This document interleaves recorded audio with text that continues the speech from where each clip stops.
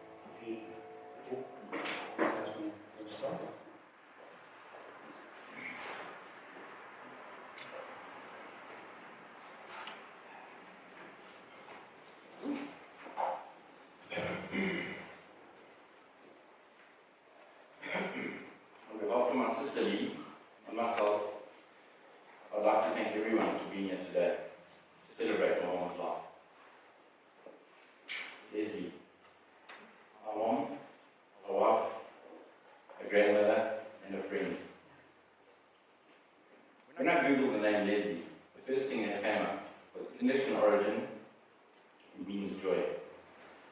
I really felt this was so apt, as you could always hear that big hearty laugh in the evening. She really had a fantastic sense of humour. This brings me to a funny story that really speaks to everything my mom was and what she left with me. Around 5 years ago, as most of you know, my mom had a major stroke and spent around 3 to 4 months in hospital. She was then released, and I invited my mom and dad over for a lunch.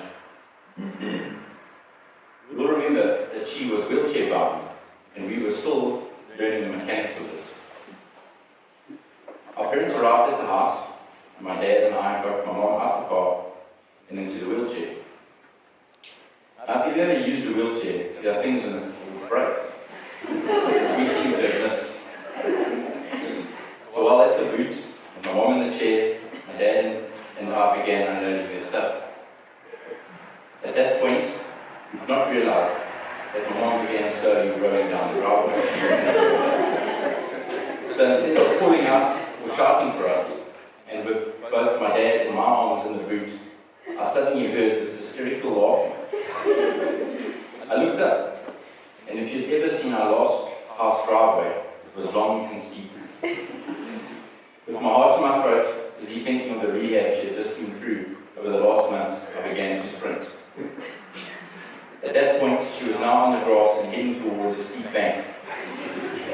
I just managed to catch her.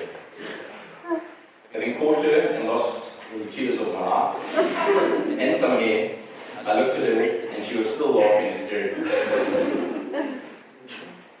That is what I so admired about her.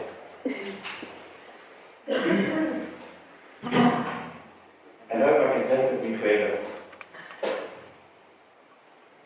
No matter the cards you dealt with, no matter the difficult time you are having, a positive outlook in life always makes things better and shines on the people around you.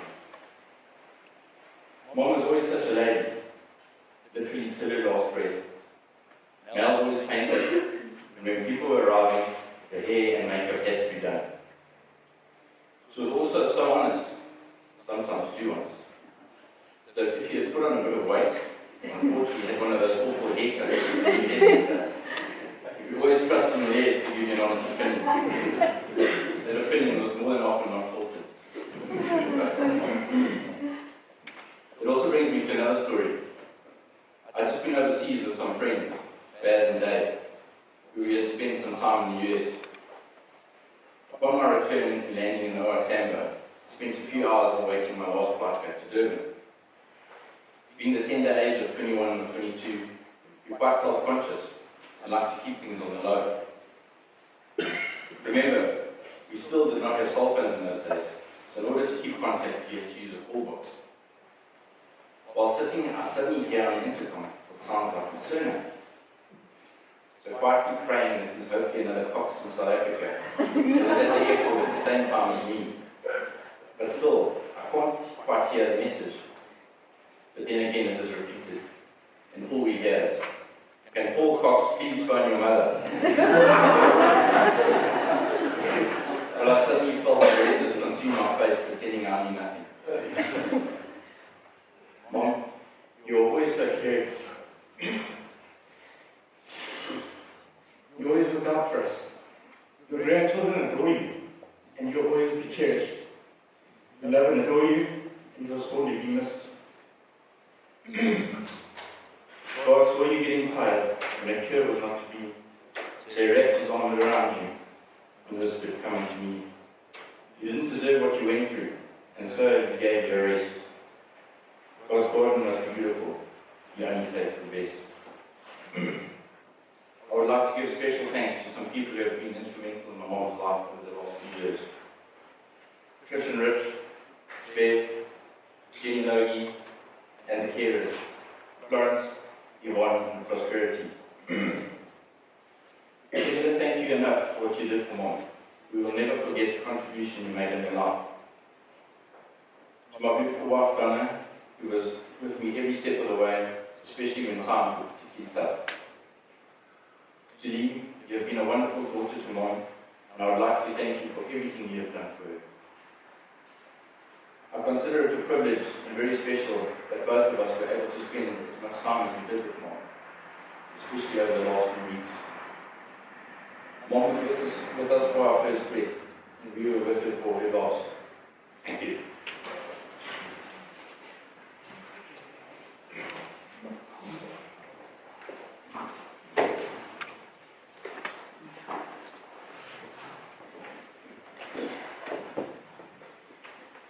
As I write down these words to share with you all today, I was reminded of how surreal this is. It was not so long ago we were honouring Dad, and today we honour Mom, Grand, sister, aunt, and friend. It was just short of a month ago that we were given the reality check that Mom was truly ill, and we could not help her through this hurdle, and that we were going to face another hard challenge as a family. Just 5 years ago, Mom had a stroke and spent 3 months in hospital, and it was during this time that Mom had to learn to live with her disabilities and the reality that she could no longer be independent. It was really hard for us as a family to deal with this, with my dad being ill and my mom having to fight really hard to adjust to her new reality. During those days, it was a blur. We would spend hours at hospital trying to aid Mom in her rehabilitation and doing everything we could to make the transition easier. We would arrive with hair dryers, curlers, set up nail studios, and the nurses and the other patients would just look on and shake their heads. When Mom came home, she had to adjust to having a full-time carer, and you can only imagine how hard that must have been after being so independent one day and your whole world changing the next. Over the next few years, Mom adjusted to her new norm, with good days and bad days. Being a perfectionist, you can understand how hard this was. Having to learn to accept second best was really tough for her. We all rallied around her and tried to make things as easy as we could. I remember having to learn to get her in and out of a car and not knowing how we were going to do this. But we learned the skill of taking a wheelchair anywhere. Her grandchildren would fetch and take her to the shops and out for coffee, and just adapted so well to our new norm. We had a few near incidents, as Paul said to you, with Mom in a wheelchair a few times, almost losing her down a hill. But we always had a good laugh after the shock had worn off, and Mom was always the one to roar with laughter. Mom was born a true perfectionist, and everything and anything she did was done with a true perfectionist palette. She even wrote with a ruler to ensure her letters were all a perfect size. She was an exemplary student, played first-team tennis, married the love of her life, and had her pigeon pair, son and daughter. During my dad's corporate years, my mom would entertain business guests and was always known for her amazing meals and desserts. Anything she did was done with an immaculate flair. She learned the love of sewing and would always be busy making outfits for school plays for my brother and for drum majoring outfits for me. She was forever making curtains and always found sewing to be her therapy. She would often laugh and say how amazing it was that she was able to match patterns, and would say that her guide was a seamstress and was always on her shoulder. Mom was always positive, had a zest for life, and would always see the good in any situation. A true bookkeeper, she was always so well organized, with every account filed perfectly, every slip, every invoice, every statement catalogued alphabetically, a true masterpiece. Mom was always known to be perfectly presented, hair done, hands and feet perfectly manicured, shoes and bag colour matching, and she even had matching colour underwear. This was fabulous.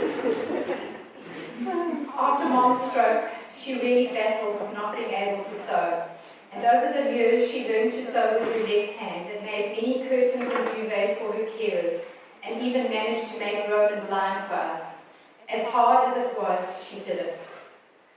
Mom was always an amazing listener. She was our biggest supporter and always sided with us no matter the full story.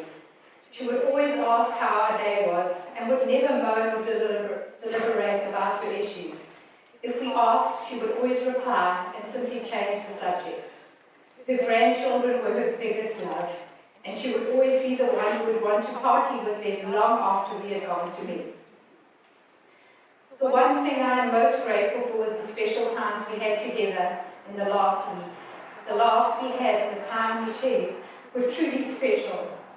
I'm most proud of us as a family for being able to put on our brave faces, and as hard and as surreal as it was, we did our best as we could to be there for Mom and to make her last days good memories. For the most part, I am so proud of Mom for having walked the road she did, for completing her journey so bravely, and for being so resilient and accepting of the challenges and hurdles that were thrown her way. She was known for her cheerfulness, the zest for life, and her positive nature. She was kind and caring, and often giving more than she should. She loved a laugh, and family was everything to her. She will leave a huge void in our lives, and I pray that as a family, we will get through this next chapter. Along this journey, there are many people we need to thank. First and foremost is her carer, Florence. Florence was with Mom from the beginning of Mom's hard journey after her stroke. She was Mom's independence and companion. Her upbeat and positive nature was a true blessing, and Florence, we thank you for all you did for Mom, for being such a ray of light in her life, and for keeping her days cheerful, and for caring for her the way you did. Yvonne, for being with us both on the toughest times with Mom and Dad, for always being gentle and respectful to Mom, and for always being there for us over the years. Prosperity, for your calm and guiding hand in our last storm, and for being the support we so badly needed. To my brother Paul, for being my constant support and for walking this journey with me. It's been a tough 5 years with Mom and Dad, and never once were you not there to walk with me. You were always at the end of a phone call, the support when we needed to make decisions, and for being with me to help whenever needed. And it's one thing I'm most grateful for. To Donna, thank you for your support to Paul, for making things happen when needed with your usual Donna flair. To my husband, where do I start?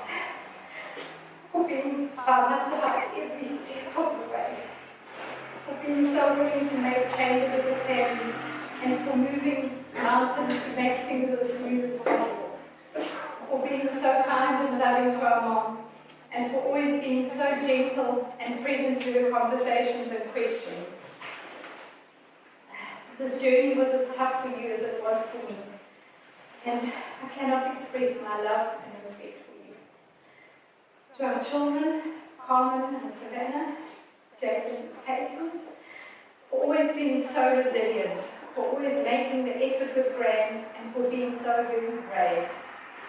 I know Graham and Papa will always watch over you.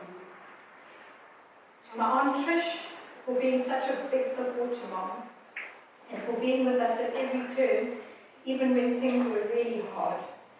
For your gentle nature, and for being our guiding matriarch in our toughest moments. To my Aunt Jen, for being my guiding light, for your spiritual guidance and love. Your support and for always being there for me means more to me than you'll ever know. To everybody here today, and you all played a big part in Mom's life, and I know she will be most grateful for that. Thank you.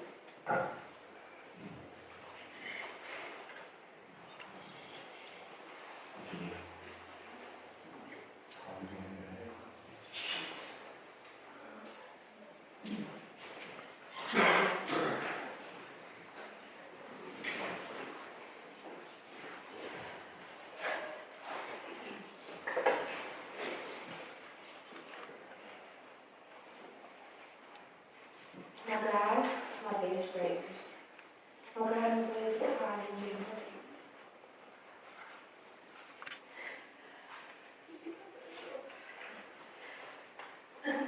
She was always put together, always nurturing. She always had time for me in the moments, ready and waiting for what new has happened in my life. and most of all, gossiping about my love life. My dad and I always had a special connection, and one that I hope that I can have with my grandkids one day. I know that she is in a better place now with Papa. I just hope that there are gambling machines in heaven, and then the supply of cappuccinos, white wine with mostly water, and let's not forget the nail technician. I just want to say thank you to everyone involved in my grandma's life for visiting her after a stroke, and especially to Mom, Dad, Paul and Donna for being by her side till the end. I'm not quite sure I'm going to survive without my grand. I think I'm going to need to hire a therapist now. Thank you, everyone. Wow, where do I begin? I think we can all say that Gran definitely impacted all of our lives in one way or another. She was a kind, loving, caring, and thoughtful daughter, sister, mother, and most importantly, grandmother. It truly breaks my heart to have to come up here and say goodbye to my soulmate, my best friend, my Gran. Gran was the most patient person when it came to her hobbies, like sewing, crocheting, and baking. But most importantly, she was so patient when it came to her grandchildren. She would sit for hours and listen to us talk about things like our day to our problems. For me, this was so special because it made me feel so loved and seen by her just being someone who would be there for me. One of our most prominent memories is her picking us up, her grandchildren, from school on Friday afternoon, playing her favourite Now CD in the car on the way to Wimpy for lunch. It was almost a grandmother and grandchildren date. We would chat for hours about the most random things and laugh until our tongues hurt. And this is grandchildren made us feel so special and loved. Over the years, I learned a few things about Gran. Firstly, that I think Jaden was probably the favorite grandchild. Because every time he came to visit, Carl and I used to run around Hillcrest trying to make sure that he was the most important person with the best snacks in the house. Another thing that I learned about Gran is that she was the most selfless person I know. She loved blessing people, not only just her family, but people in need, no matter how it would affect her. And I truly admire this about her. Goodbye, Gran. I'm glad you are no longer in pain and suffering. I truly believe you're an angel in heaven, doing all the things you love to do before you're able to, alongside Papa and Joe. Thank you for always being someone who believed in and someone to talk to. Thank you for being so patient when I was difficult. I'm sorry that at the end I didn't call as much, or be by your side in the darkest of times. I hope you can forgive me. Most of all, thank you for being my Gran. Goodbye, Gran. I will always love you. You will always be in my heart. I love you lots and lots like Julie does.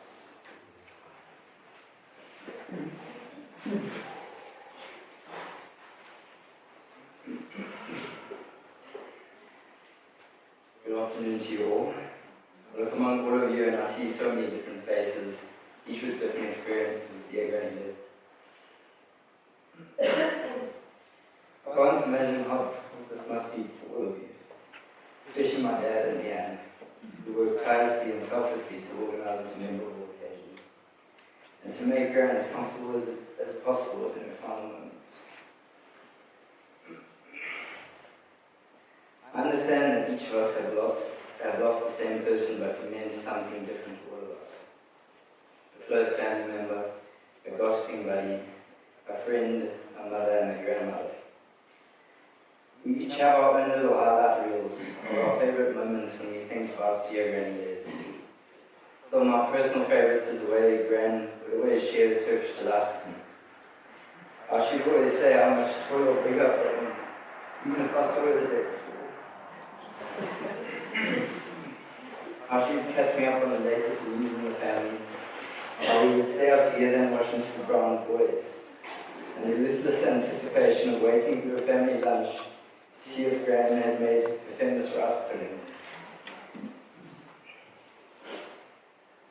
I know we are all mourning in our own way, but I also know that Gran does not want the idea of her to be the centre of our sadness.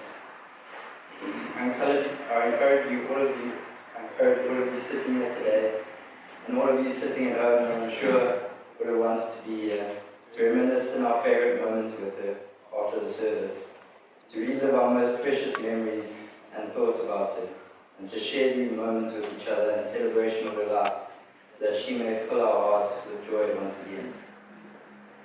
Although we will miss her very much, and we will be very lost without her telling the new hot gossip, we will all cherish the way she affected our lives with kindness, love, and laughter.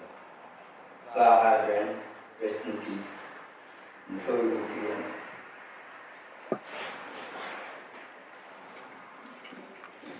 This is from Tony and Les, Travelers Group. Dearest Leanne and Paul and families, just to let you know that you are in our thoughts and prayers at this very sad time. Your mom will be sorely missed. Always remember her child. We are so sorry we could not be there today, but just know you all are in there. We are all there in spirit. Much love, Tony and Les.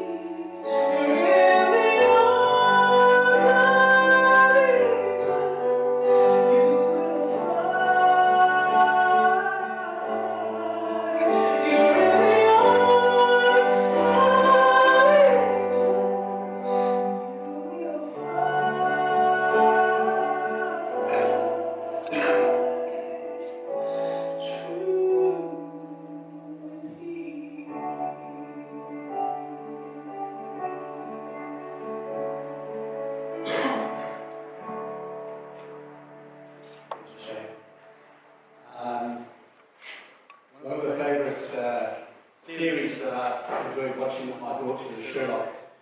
The thing I love about Sherlock is that something is always happening that has a meaning at some point in time in the series.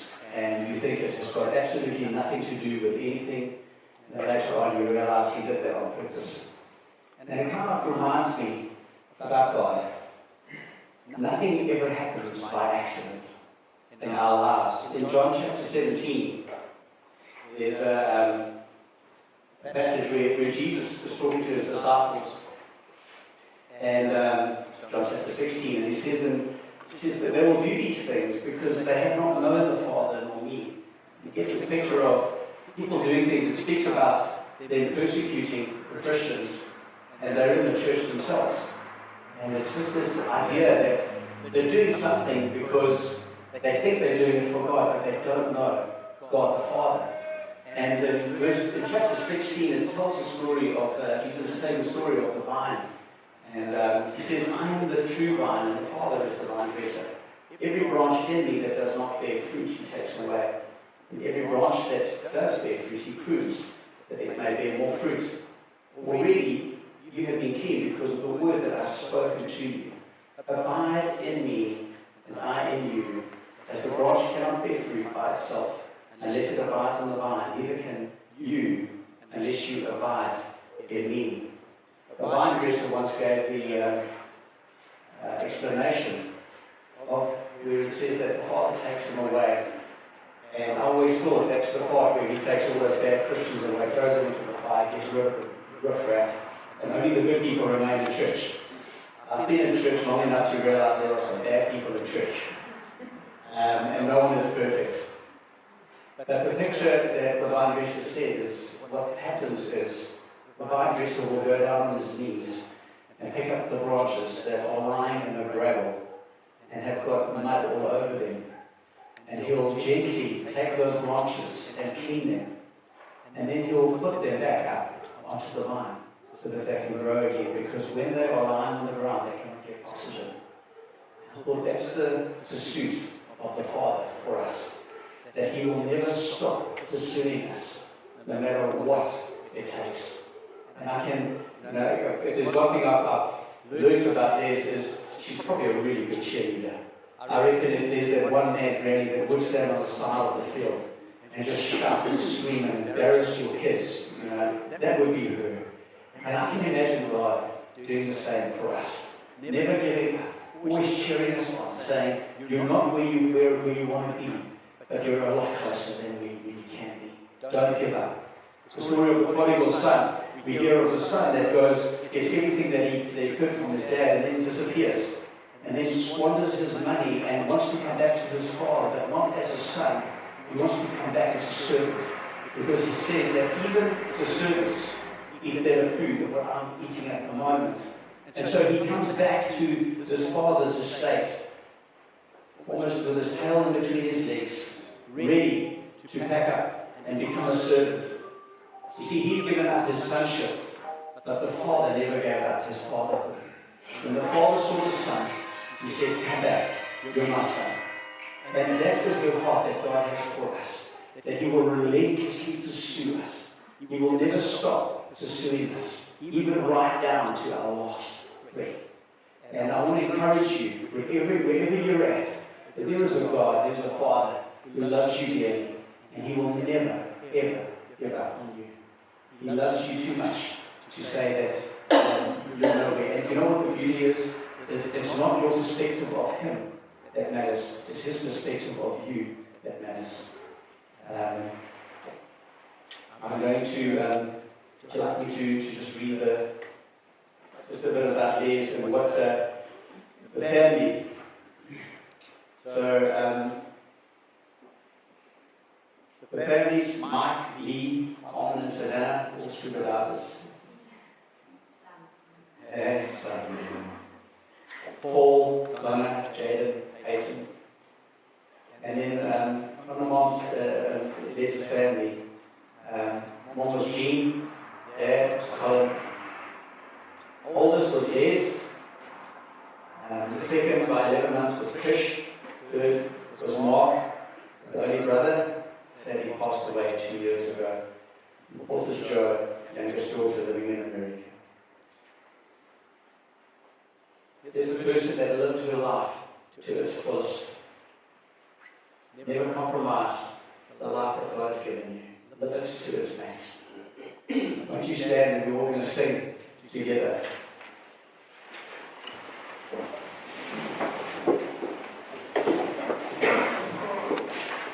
Morning has broken.